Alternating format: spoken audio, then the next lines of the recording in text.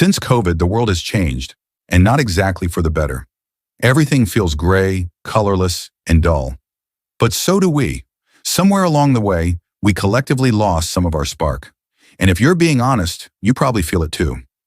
Every year, the same promise echoes. Next year will be my year for real. Yet it wasn't true in 2023 or 2024, and it won't be in 2025 either, unless you force it to be. So give me a few minutes and I'll help you lock in for 2025. But let me be upfront. I'm not here to motivate you. Motivation is fleeting, like a sugar rush, and I'm definitely not selling candy. I'm here to equip you with the tools, perspective, and no-nonsense approach you need to make this year count. And don't worry, I won't go too hard on you. I know you've been trying, or at least you think you have. Maybe you started a workout plan but dropped it after 2 weeks because life got in the way. Or you set goals so vague they were easy to ignore. Like, I want to be better. Better at what? Breathing? You've been doing that since birth. The truth is, trying isn't enough if you're half-assing it. You're not failing because life is unfair. Though yeah, it kind of is. You're failing because you're waiting for life to magically align itself around your vibes. Newsflash. It won't. It's up to you to align yourself with your goals. And it all starts with what matters most. Your time. You're probably used to saying, I don't have time. Funny though, because you had time to scroll TikTok for hours yesterday. You had time to binge watch a show for the 4th time because it's absolute cinema. You even had time to stare at the ceiling, thinking about how little time you have. Did you catch it yet? You do have time. You're just bad at using it. Let's break it down. You have 24 hours in a day. If you sleep for 8 hours, lucky you. Spend another 8 on work or school, and 2 hours eating and existing, that leaves 6 hours. Now ask yourself, what are you doing with them? If you can't answer that without stumbling, you've found the problem. We live in an era where you can learn literally anything for free or next to nothing. Want to start a business? There are tutorials, templates, and even AI tools to walk you through it. Trying to get fit? There are apps, YouTube channels, and accountability communities for that. Learning a new skill?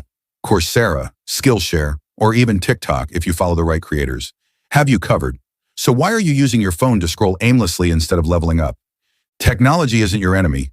You are. Your phone is a tool. Treat it like a toy, and it'll treat you like a joke. But even tools are useless without a plan, which brings me to the next point. Systems. Saying I want to save money is cute, but what's your system? Are you tracking expenses, automating savings, or just hoping your bank account surprises you like an unannounced pop quiz? The same logic applies to fitness, learning, relationships, everything. Goals without systems are just dreams. Systems are the structures that make you show up, even when you don't feel like it. They're the boring routines that deliver results. Meal prepping, study schedules, workout plans. These are what separate people who achieve from people who just talk about achieving. And let's be real about the grind. It's not supposed to be fun. Most of what leads to success isn't exciting. It's boring, repetitive, and uncomfortable. It's waking up early to work out when you'd rather stay in bed. It's saying no to plans so you can study. It's putting in the effort when no one's cheering for you. The grind isn't meant to feel good. It's meant to feel necessary. That doesn't mean you have to do it the old-fashioned way, though.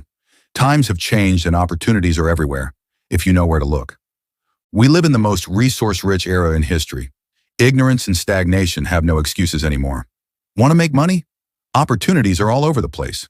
Want to learn coding, public speaking, or how to dance, draw, or edit videos? Free tutorials exist. Want to improve at anything? Google it.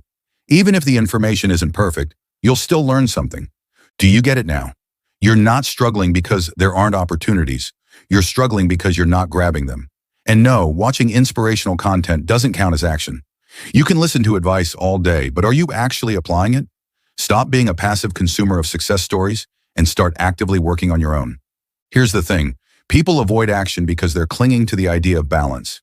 You've been sold the myth that you can perfectly balance work, life, growth, and rest.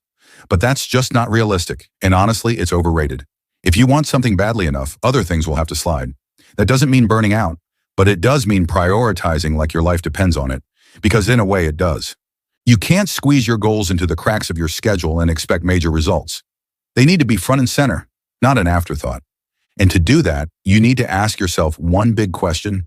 Am I really trying? It's easy to say you are, but are you really? Or are you just dabbling? There's a difference between putting in effort and putting in consistent effort. One gets you short-term results, if any, and the other transforms your life. Be honest. If you're not where you want to be, is it because the world is against you? Or is it because you're not fully locked in? You can't half commit and expect full results. I'm not saying this as someone perfect, far from it, but I can confidently say I'm the best version of myself that I've ever been. And that's because I stopped waiting for life to hand me success and started forcing it. If I can do it, why can't you? You and I aren't so different. This is your wake-up call, your reminder. I'm not going to end this with some cheesy line like, "You've got this." Honestly, you might not have it. That's up to you. But if you decide to lock in, really lock in, 2025 can be the year you stop saying, "Next year will be my year," and start saying, "This year is mine." The world isn't going to fix itself. It's gray and colorless, and that sucks. But you're smart, adaptable, and full of potential. Most importantly, you're capable of fixing yourself. And maybe, just maybe, that'll bring some color back to the world too. So, are you in? Or are we having the same conversation next year? You tell me.